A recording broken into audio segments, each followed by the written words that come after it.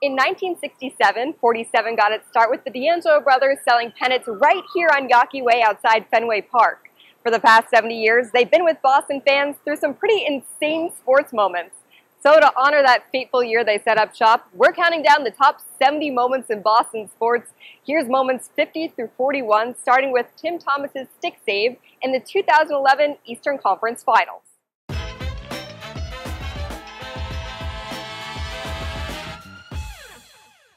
The Bees were knotted at 2 games apiece with the Tampa Bay Lightning and clinging to a 1-goal lead in Game 5 with 10 minutes left.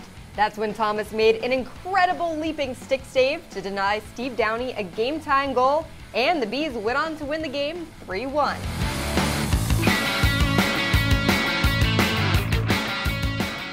Moment number 49, Bill Russell wins his final title as a player-coach in 1969.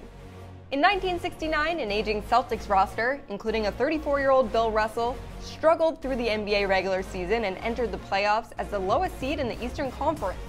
Player and coach Russell refocused the team in the playoffs, and they upset the 76ers and Knicks en route to yet another final showdown with the Los Angeles Lakers.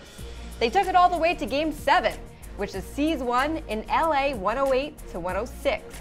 Russell pulled down 21 rebounds in his final NBA game to ride off into the sunset, winning a championship in 11 of his 13 professional seasons.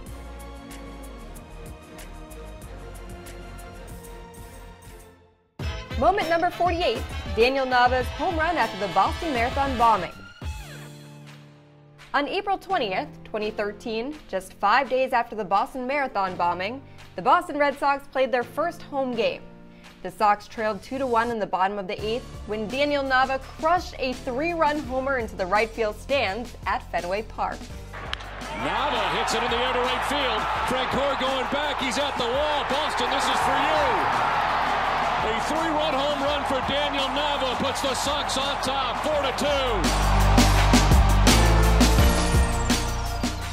Here's moment 47, the 1967 Impossible Dream Boston Red Sox.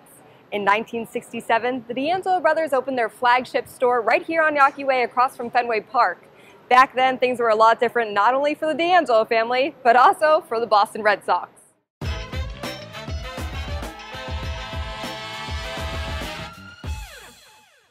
Just 8,324 fans attended opening day for the Sox as the team hadn't had a winning season for 9 years and hadn't reached a World Series since 1946.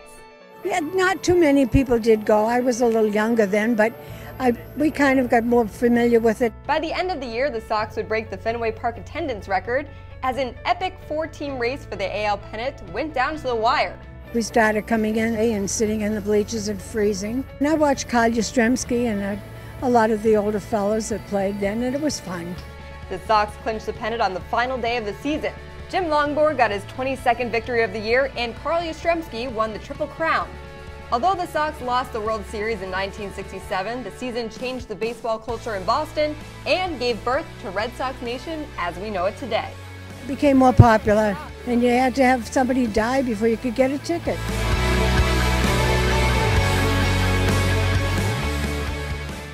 Moment number 46, Bruins fans sing the national anthem after the Boston Marathon bombing. On April 17, 2013, the Boston Bruins hosted the Buffalo Sabres just 2 days after the Boston Marathon bombing. Legendary Bruins national anthem singer Rene Rancourt took the ice to sing the Star-Spangled Banner as he had done countless times before, but this time it was different.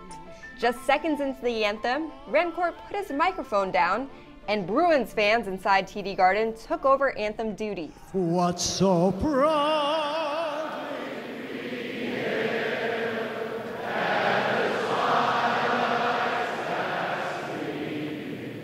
Nearly 18,000 fans sang the Star-Spangled Banner in unison as the phrase "Boston Strong" was on full display.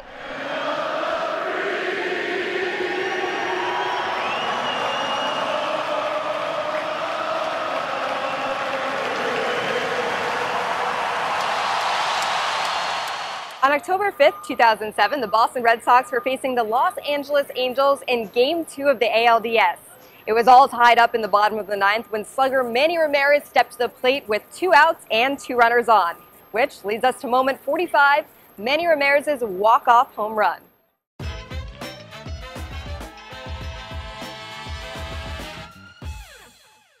I was in my living room on a tan plaid couch, and we didn't even have a flat screen TV. It was one of the old ones, and we had the volume cranked up all the way. I was at an 80s night in Portland, Maine, and no one else was paying attention to the TV, and the DJ let me stop the dance floor and announce that Manny Ramirez just hit a walk-off.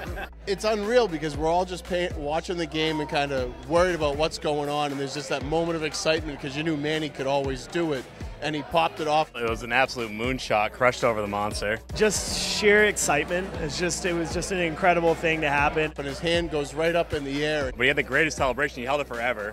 It was like the longest home run celebration I've ever seen. We were all just jumping up and down. It was just like the first moment that I'll never really ever forget. Manny being Manny.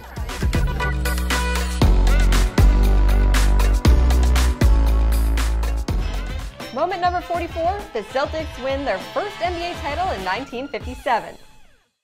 The first of 17 NBA titles for the Boston Celtics came all the way back in 1957, as head coach Red Auerbach led star rookies Bill Russell and Tommy Heinsohn, along with MVP Bob Cousy, to the franchise's first championship, defeating the St. Louis Hawks in double overtime of Game 7 at the Boston Garden.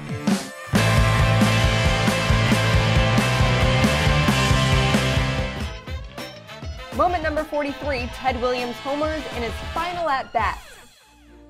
On September 28, 1960, Ted Williams, the greatest hitter who ever lived, stepped into the batter's box at Fenway Park for the final time. In the bottom of the 8th, Williams belted a home run into the right field bleachers to take one final jog around the bases in Boston. Teddy Ballgame finished his career with 521 home runs, a .344 batting average, and an MLB record .482 on-base percentage.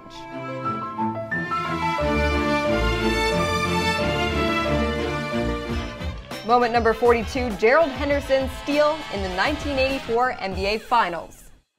In Game 2 of the 1984 NBA Finals, the Celtics trailed the Lakers by 2 points with 18 seconds left. That's when Celtics point guard Gerald Henderson stole a pass from James Worthy and converted a layup to tie the game with just 13 seconds remaining. The C's would win the game in overtime 124-122 and go on to win the series in 7 games.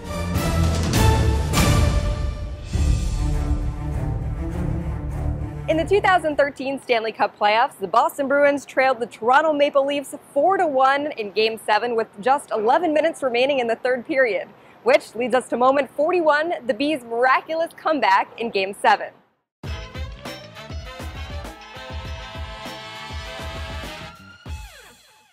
I actually drove a guy for the first part of that game to the airport, and when I got home, it was 4-1.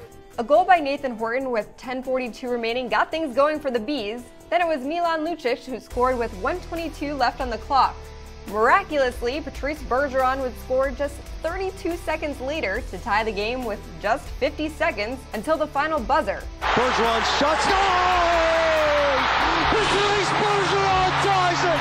Hearts of Lions, they come from 3 down in the final 11 minutes to tie Game 7! The events that unfolded, nobody could have ever scripted that any better. The overtime period went on for a heart-stopping 6 minutes and 5 seconds before Patrice Bergeron came through once more for the Bees. Sagan kicks it loose! Bergeron scores! Patrice Bergeron with the point of the dagger in their throats! They rip it out of Toronto's hands and kill the beast! The Boston Bruins have won it after being 3 down in the third! Actually, a game to remember, Bruins fan or not, the way things transpired, and yeah, it goes down to one of the greatest comebacks ever, actually.